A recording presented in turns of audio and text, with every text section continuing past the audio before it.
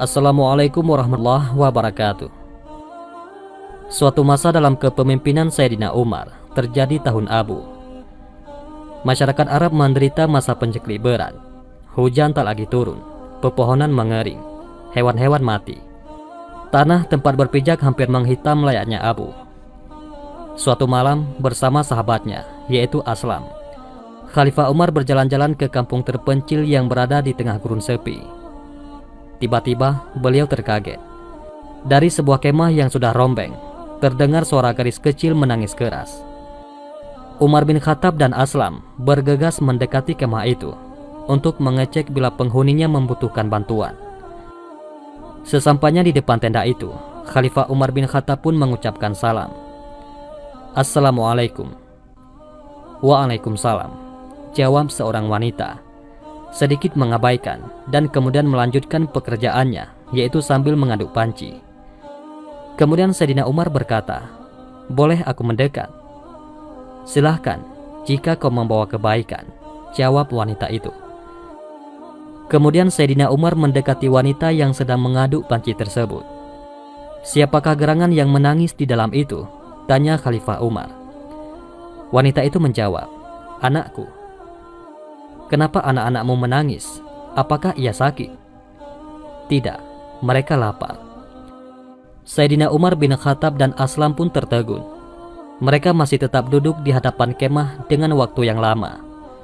Gadis kecil itu masih terus menangis, sedangkan ibunya terus mengadu-adu isi pancinya. Kemudian Sayyidina Umar kembali bertanya, "Apa yang sedang kau masak, hai ibu? Kenapa tidak matang-matang juga masakanmu itu?" Wanita itu menjawab, "Kau lihatlah sendiri." Sayyidina Umar dan Aslam segera menjenguk ke dalam panci tersebut. Alangkah kagetnya ketika mereka melihat apa yang ada di dalam panci tersebut. Sambil masih terbelalak tak percaya, Sayyidina Umar berteriak, "Apakah kau masak batu?" "Aku memasak batu-batu ini untuk menghibur anakku." Inilah kejahatan Khalifah Umar bin Khattab. Ia tidak mau melihat ke bawah.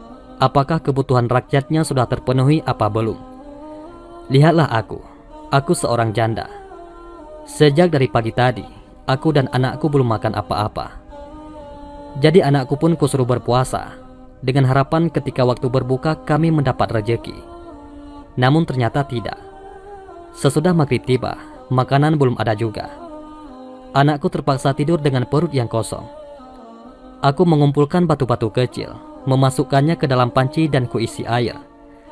Lalu batu-batu itu kumasak untuk membohongi anakku, dengan harapan ia akan tertidur lelap sampai pagi. Ternyata tidak. Mungkin karena lapar, sebentar-sebentar ia bangun dan menangis minta makan." Wanita itu diam sejenak, kemudian ia melanjutkan, "Namun apa dayaku? Sungguh, Umar bin Khattab tidak pantas jadi pemimpin. Ia tidak mampu menjamin kebutuhan rakyatnya." Mendengar penuturan wanita itu, Aslam pun berniat untuk menegur perempuan itu. Namun Khalifah Umar sempat mencegahnya. Dengan air mata berlinang, beliau bangkit dan mengajak Aslam cepat-cepat pulang ke Madinah. Tanpa istirahat lagi, Sayyidina Umar segera memikul gandum di punggungnya untuk diberikan kepada janda tua nan sengsara itu. Sesampainya di sana, Sayyidina Umar memerintahkan Aslam untuk mengangkat sekarung gandum ke punggung beliau. "Angkatkan ke punggungku." Aslam pun berkata, "Wahai Amirul Mukminin, biarlah aku yang memikul karung itu." "Aslam, jangan jerumuskan aku ke dalam neraka. Engkau akan menggantikan aku memikul beban ini. Apakah kau kira engkau akan memikul beban di pundakku ini di hari pembalasan kelak?" Jawab Sayyidina Umar dengan wajah yang merah padam. Aslam pun tertunduk. Dengan susah payah, Khalifah Umar berjuang memikul karung gandum itu. Angin berhembus membelai tanah Arab yang dilanda penceklik.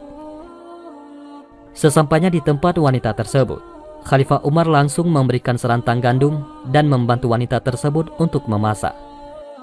"Masukkan gandumnya dan aku yang akan mengaduknya," kata Sayyidina Umar sembari meniup asap untuk menghidupkan apinya.